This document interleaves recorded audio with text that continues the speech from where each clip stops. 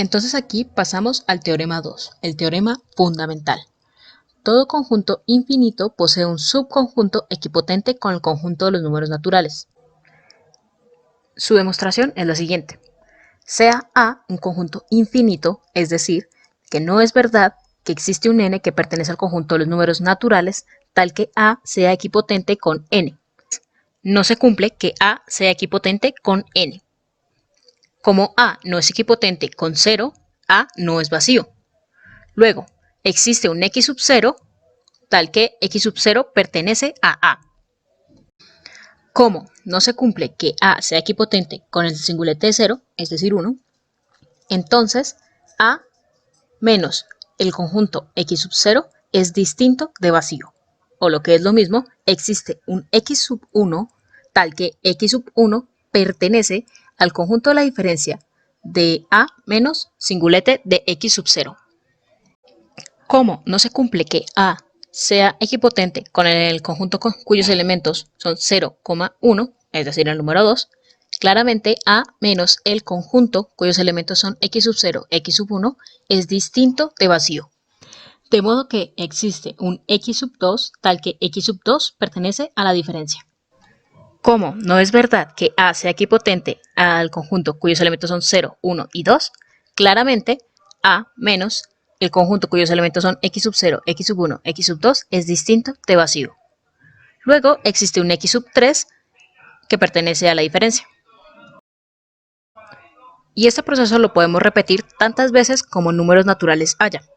Entonces se obtiene la sucesión x sub 0, x sub 1, x sub 2, x sub 3 de elementos distintos de A, ya que cada uno es diferente de todos los que le preceden. Es decir, la función f que va de los números naturales a A, definida por f de n es igual a x sub n, es inyectiva. Luego, el conjunto de los números naturales es equipotente con la función y esta a su vez está contenida en A, quedando así demostrado.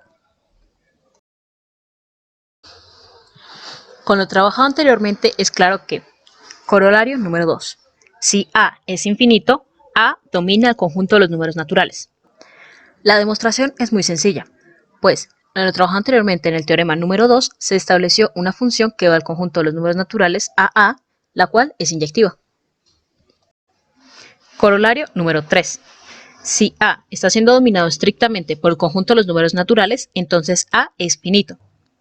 Demostración. Si A está siendo dominado estrictamente por el conjunto de los números naturales y A fuese, y A fuese infinito, por el corolario 1 se tendría que A está siendo dominado estrictamente por el conjunto de los números naturales y el conjunto de los números naturales está siendo dominado por A, de donde por la proposición 5 A domina estrictamente a A, lo cual es una contradicción. Corolario 4. Si A es infinito, entonces A es equipotente con alguno de sus subconjuntos propios.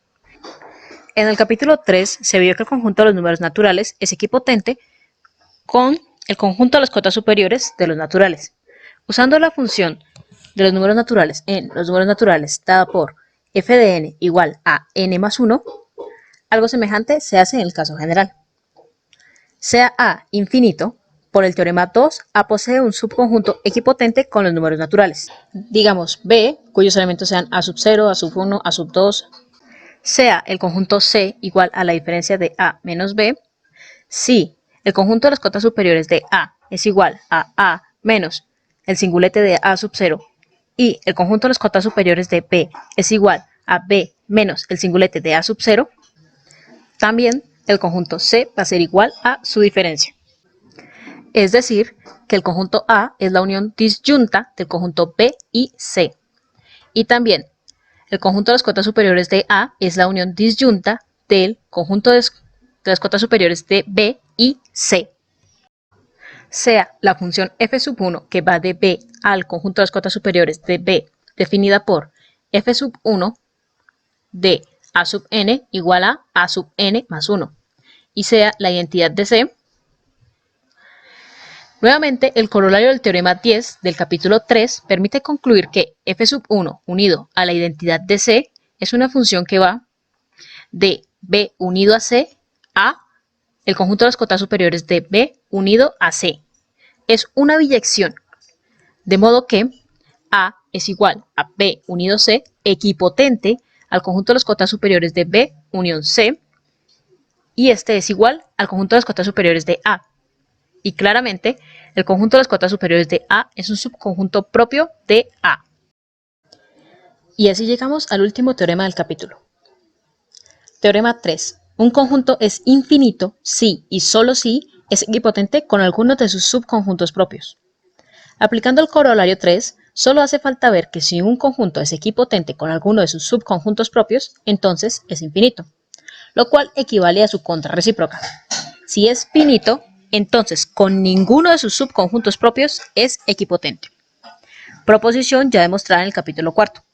Es la proposición 15 en la página 79 del libro, la cual establece que ningún conjunto finito es equipotente con alguno de sus subconjuntos propios. Cuando se tiene la proposición P si y solo si Q, también se tiene la proposición no P si y solo si no Q. De modo que además se tiene un conjunto es finito si y solo si no posee un subconjunto propio con el cual sea equipotente. Esta propiedad se toma algunas veces como la definición de conjunto finito, caso en el cual se le llama finitud en el sentido de Dedekind, por haber sido propuesta por él. A la derecha hay una foto de Richard Dedekind. Al concepto de finitud introducido en la definición del capítulo 4 se le llama entonces finitud en el sentido ordinario. Hemos demostrado la equivalencia de las dos definiciones, merced al teorema 2. Y con esto se da por terminada la exposición del capítulo 6.1, conjuntos infinitos. Muchas gracias a todos.